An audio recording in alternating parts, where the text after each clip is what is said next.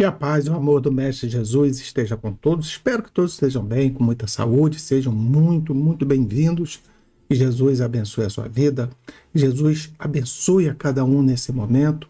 Onde quer que você esteja, no problema que esteja passando, vamos orar, vamos pedir a Deus que tenha misericórdia de cada um de nós. Vamos rezar, vamos orar, vamos pedir para que haja a intercessão necessária por cada um de nós. E o que faremos nesse meio tempo? Vamos fazer as nossas reflexões, vamos ver o que a Joana nos reservou, que nos aguarda para essa reflexão de início de semana, uma semana novinha, toda pronta para nós. Trazemos algumas coisas da semana passada para resolver nessa semana, mas em nome de Jesus, tudo será ajustado conforme as necessidades. Então, vamos ver o que a Joana nos reserva. Boa noite.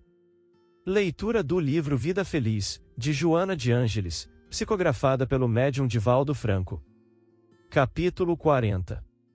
Enquanto alguém estiver sendo acusado, mantente em silêncio. Os acontecimentos, quando estouram, têm antecedentes que são ignorados pela maioria dos circunstantes. As coisas nem sempre são conforme se apresentam, mas consoante são nos seus valores íntimos. Não faças coro com as acusações expostas.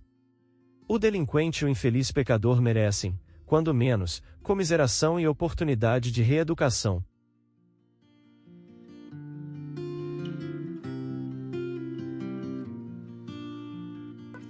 São palavras de advertência, mas também palavras de um carinho muito grande, porque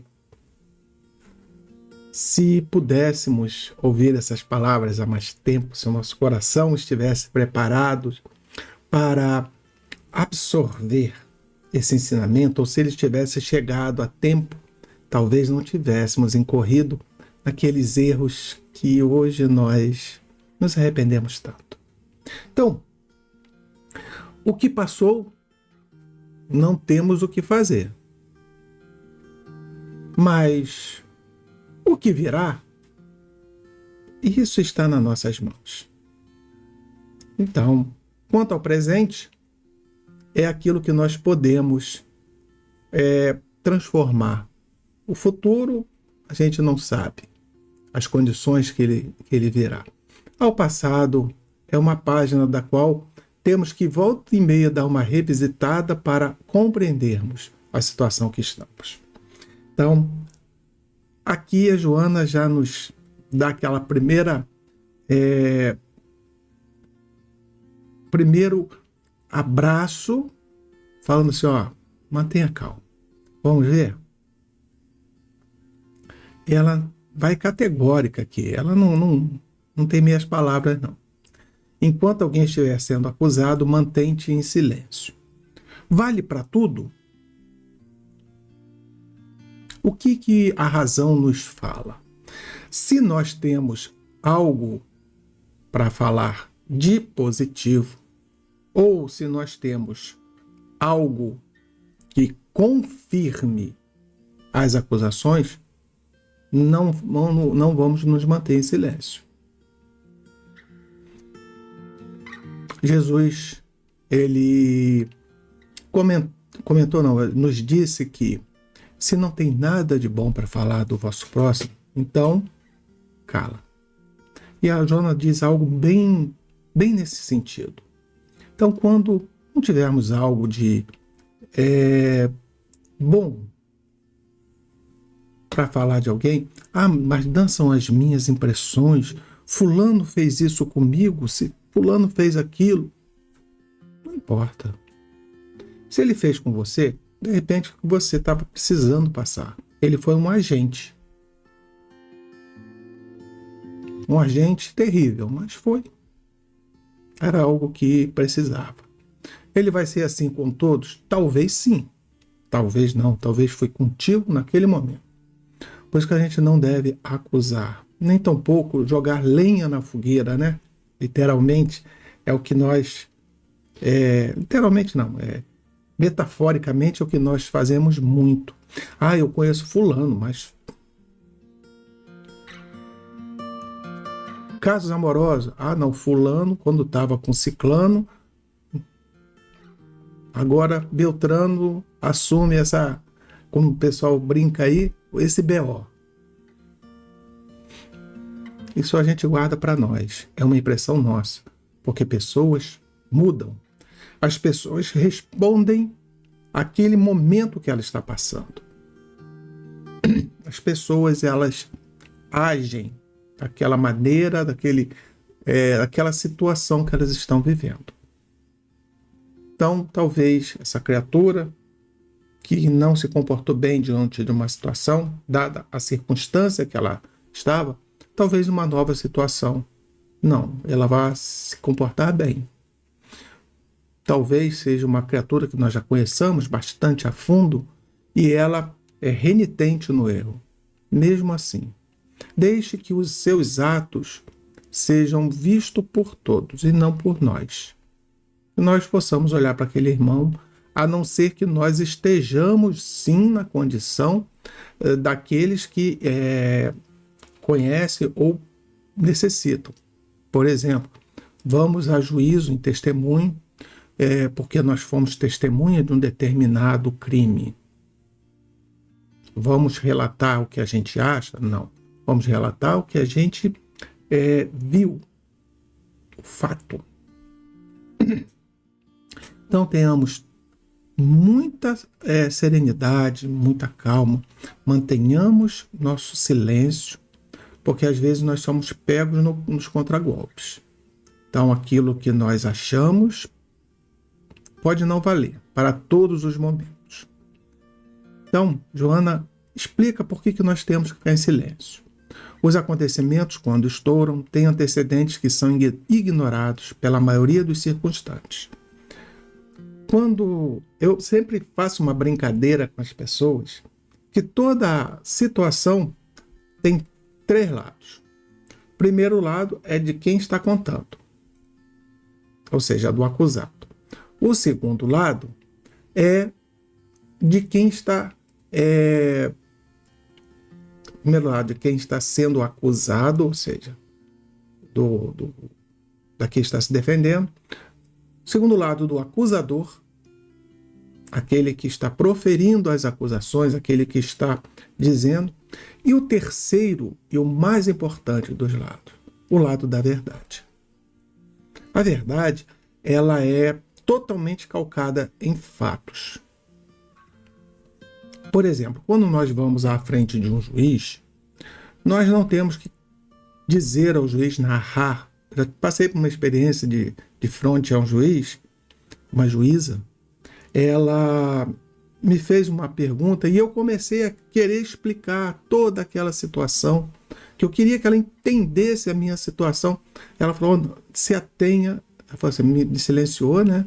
E falou assim, se atenha aos fatos, seja direto, narre somente o que aconteceu. Ponto. Por quê? Porque eu vou impregnar aquela narrativa com um monte de situações subjetivas. E ela, não, eu quero saber o que aconteceu. O resto estava todo relatado lá nos autos, né? Então, quando nós estamos numa situação como essa, nós nos silenciamos da nossa opinião. Nós apenas tocamos nos fatos. Hoje eu estou muito cheio de lembranças. Uma vez, na empresa, me deram um objetivo de encerrar as operações de uma outra empresa que prestava serviço. Por diversas falhas que ela cometeu. Havia circunstâncias, né? No caso, nem só circunstâncias, mas fatos, que aquela empresa ela não estava agindo corretamente com o nome da empresa onde eu trabalhava. Isso gera um mal-estar, isso gera uma má fama, né, para a empresa. E eu fui lá conversar com o diretor da empresa, explicar para ele o que estava acontecendo. Porque mesmo me dando todo aquele subsídio, eu queria ouvir o outro lado. Meu gerente, inclusive, falou para mim, olha, você pode até lá conversar, mas os fatos são esses. E eu fui lá conversar, fui entender e vi que havia uma guerra interna na empresa, uma queda de braço. Se eu tomasse, qualquer decisão que eu tomasse no meio do caminho, eu estaria pendendo para um dos lados e poderia ser pego no contragolpe. Então, sentei, conversei com o diretor da empresa e começamos a fazer um plano de ação e submeti esse plano de ação à empresa e acabou que toda aquela situação ruim, ela se dissipou, ela resolveu. Me custou caro depois. Mas vejam por que eu contei essa história? Toda discussão que a gente chega, nós chegamos já com aquela prerrogativa de tudo aquilo que nós já conhecemos da pessoa. Seria o pré-julgamento. Então nós temos sempre pré-conceitos, são conceitos adquiridos. Não é aquele pré-julgamento negativo somente. Preconceito, né? Ruim. Todo preconceito é ruim, mas até que não. Mas não é aquele preconceito degradante, não é. Então nós temos que nessas situações ter a clareza de saber que nós não conhecemos toda a história.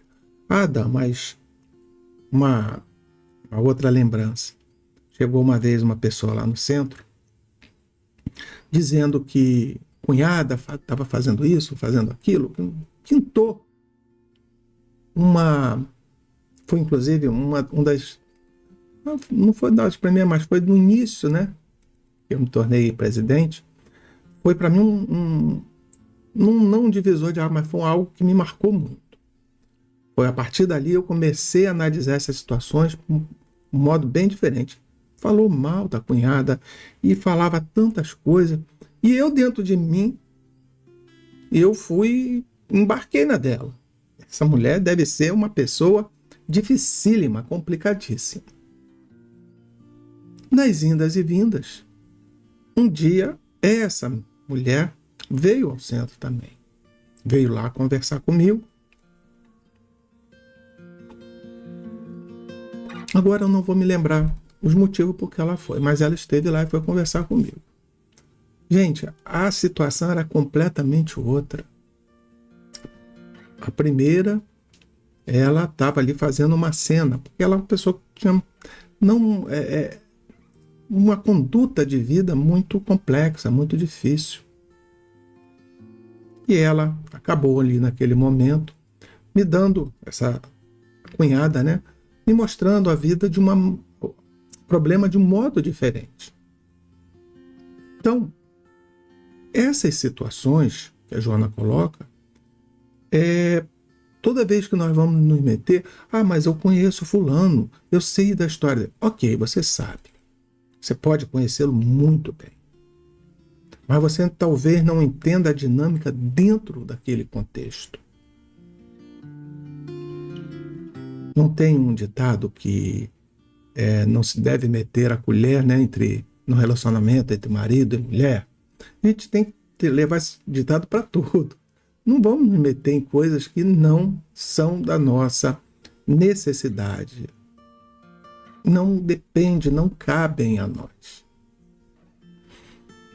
Então a Joana nos chama a atenção para que nós entendamos que a gente não entende toda aquela situação. Mas não entende. Então, por isso a gente se abstém de dar maiores opiniões. Podemos dar conselhos. Conselhos do tipo: tenha paciência, evite a contenda. Isso aí podemos estar livres. Mas jamais atacar ou pender para um dos lados, porque senão a gente pode estar entrando num erro complicadíssimo. As coisas nem sempre são conforme se apresentam, mas consoantes são nos seus valores íntimos. Exatamente o que eu já falei no parágrafo anterior. Uma pessoa, dada uma situação, ela é de um modo. Dada uma outra situação, é de outro. Um bom exemplo, vemos nós mesmos e outras pessoas que dentro de casa tratam a família, os mais íntimos, de uma maneira. Na rua, é um doce de coco, para quem gosta, né? É uma pessoa gentil, delicada. Dentro de casa é o tirano, autoritário, duro. Temos pessoas assim, conhecemos? Sim, todos nós conhecemos. Às vezes nós somos essas pessoas e não reconhecemos. Eu estou falando de causa própria. Não estou apontando dedo para ninguém. Estou apontando, pelo contrário, estou apontando para mim. Então, tem determinadas situações que nós temos que ser enérgicos. Tem determinadas situações que nós temos que ser compassivos. Melhor dizendo, nós temos que ser compreensivos. Em todas nós temos que ser compassivos. Nós temos que ter compaixão de todos, em todas as situações. E tem situações que nós temos que nos abster, para que nós não interfiramos, não causemos um mal ainda maior do que aquele que está acontecendo. E a Joana faz uma linha só. Essa é uma grande advertência. Não faças coro com as acusações expostas. Vocês lembram de um certo Galileu que, exposto ao lado de um ladrão quanto mais conhecido por toda a sociedade, o governador vira e pergunta: a quem você escolhe? Ao Galileu ou ao ladrão? Essa é a história de Jesus e Barrabás. Quem foi escolhido? Talvez, cuidado nessas situações que a Joana puxa, né? Para que nós não sejamos esses que estão em coro pedindo a libertação de Barrabás e a condenação de Jesus. De novo, não estou comparando ninguém a Jesus. Eu estou citando, estou comparando a situação. Às vezes nós entramos num coro de acusar pessoas e a pessoa, de repente, está numa outra situação, até mesmo seja uma pessoa difícil ou complicada, que já está acostumada a fazer aquilo, mas naquela situação não. Ele ali está é o famoso bem feito, né? Todo mundo fala assim: não, ele é inocente, mas bem feito. Tanto de errado que ele já fez. Não entremos nessa. Não sejamos esses que vão perdurar a injustiça. Se há algo que possa ser dito em contrário àquela pessoa, tem que ser não baseados nas nossas opiniões, mas sim nos fatos, nas evidências. Então, ela encerra aqui,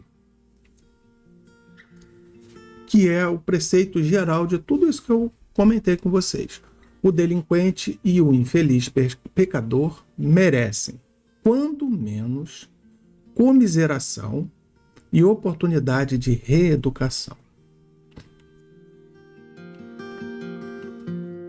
É muito difícil, gente, quando a gente vê algo muito grave, muito difícil. Quando nós vemos uma injustiça muito grande. Injustiça, vou botar aqui entre parênteses, né? Aos nossos olhos. Porque se colocarmos aos olhos da divindade, aos olhos de Deus, existe injustiça.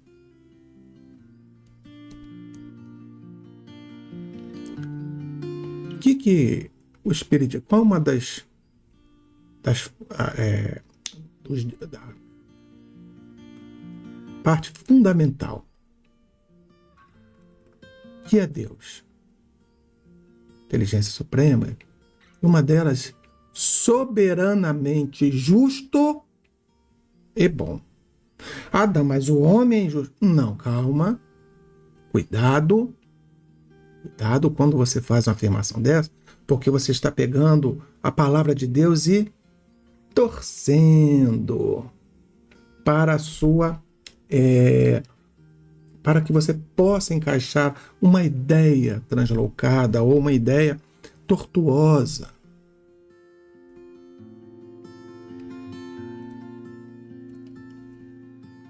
Tudo que acontece conosco é fato de uma justiça divina. Adão, mas eu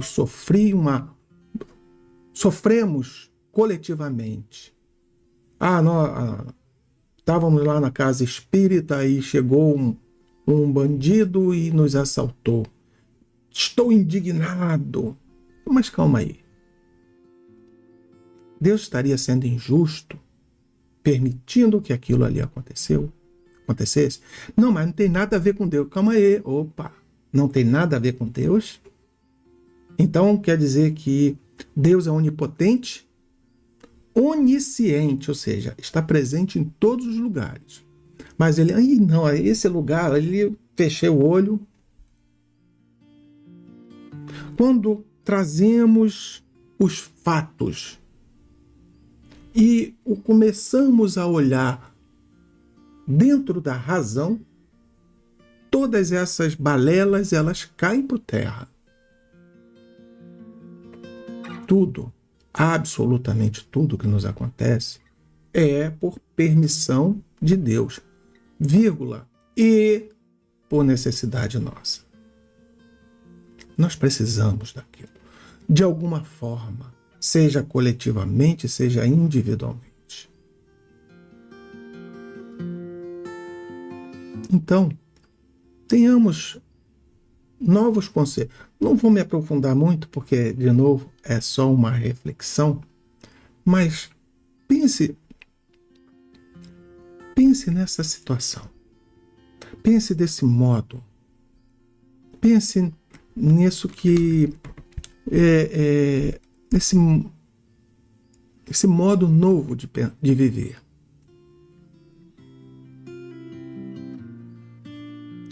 Por vezes, eu vou tirar esse por vezes. Olhem para o espelho. Hoje, a situação que cada um está, se olhar um tempo lá atrás, vai ver naquela época de infância, adolescência, quantas coisas erradas nós fizemos. Deixa eu só tirar aqui Quantas coisas erradas nós fizemos? Não foi? Fizemos porque queremos? Sim. Mas fizemos porque sabíamos as consequências? Se a gente soubesse o que ia acontecer, nós não faríamos. É isso. Hoje, a Joana nos diz que não conhecemos toda a verdade, tudo que culmina. E vamos nos abster daquela luta. Vamos nos abster de acusar alguém, porque talvez esse alguém possa estar no caminho de uma reeducação. Quantos de nós, quando despertou, quando acordou, passou a ter uma vida diferente? Mas a pessoa não tem, eu já conheço, eu vejo ela todo dia, faz sempre a mesma coisa. Externamente, talvez faça a mesma coisa porque não sabe fazer coisa melhor. Talvez esteja só se repetindo. Mas qual a oportunidade que estamos dando a ela se nós a acusarmos de algo que nós acreditamos que seja certo? Talvez naquele momento o nosso silêncio possa ser uma lição muito maior do que a nossa acusação. Talvez, como estava escrito aqui no texto, um pouco de comiseração, de compaixão, para não agravar mais uma situação, pode socorrer alguém. Adão, mas teve milhares de oportunidades, nunca aproveitou, tudo bem. Tudo bem. Eu entendo que a raiva faz parte desse processo. Mas não podemos deixar essa raiva tomar conta de nós. Não podemos deixar que essa situação nos influencie e nós passemos a agir por esse impulso. Sempre pela razão. Ah, mas eu já dei muitas oportunidades. Opa, calma aí. Estamos falando de acusação. Não estamos falando de pessoas trabalhando contra nós. A gente está falando da situação onde estamos nos metendo, por assim dizer, em assuntos alheios. Quando somos nós, o papo é outro. É nossa responsabilidade. Nossa responsabilidade. Uma vez até conversei com uma pessoa. A pessoa chegou para mim. Hoje eu estou realmente revisitando o passado. Mas, Dan, eu tenho dedo podre. Eu falei... Aquilo chegou a me dar um... Como é que alguém pode ter um dedo podre? Dedo podre, para quem não entende a metáfora, são pessoas que não conseguem escolher um companheiro, uma companheira boa, que seja... escolhem pelo impulso, Aí eu virei para a pessoa e falei assim, mas você tem o dedo podre ou você não sabe escolher? É a mesma coisa? Não. São coisas diferentes. Uma coisa é a gente escolher o que é ruim. O que escolhe? Adão, você escolhe o que é ruim? Sim. Como escolhe? Porque a gente sabe, o diabético, ele sabe que o açúcar é um veneno para ele. Mas é um chamamento interno, de vez em quando ele dá. A gente escolhe o que é ruim. Inclusive nas pessoas. Ah, mas fulano, fulana, ciclano, é tão bonito, tão bonita.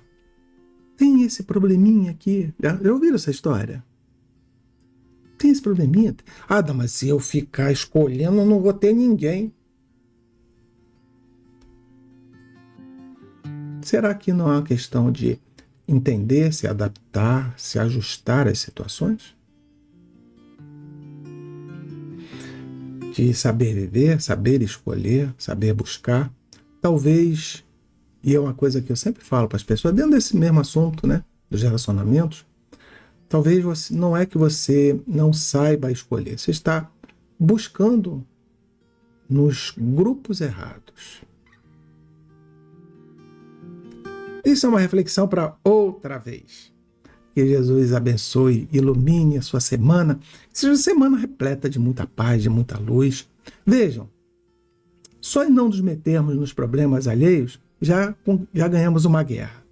E que possamos ser vitoriosos sempre, em todas as guerras, em todas as lutas que nos chamam, sempre dentro do bom combate. Combate contra o nosso ser interior. Jesus abençoe, ilumine, fortaleça e te traga uma semana muito cheia de paz, de realizações e sem contendas, sem conflitos. Saibamos ter compaixão com o nosso próximo. Saibamos amá-lo por quem ele é. Se não consegue ser do jeito que nós gostaríamos, se ofende, atrapalha e maltrata as pessoas, ajudemos aqueles que pedem socorro. Que Jesus abençoe a todos nós. Vamos à nossa prece, agradecer por essa semana que chega.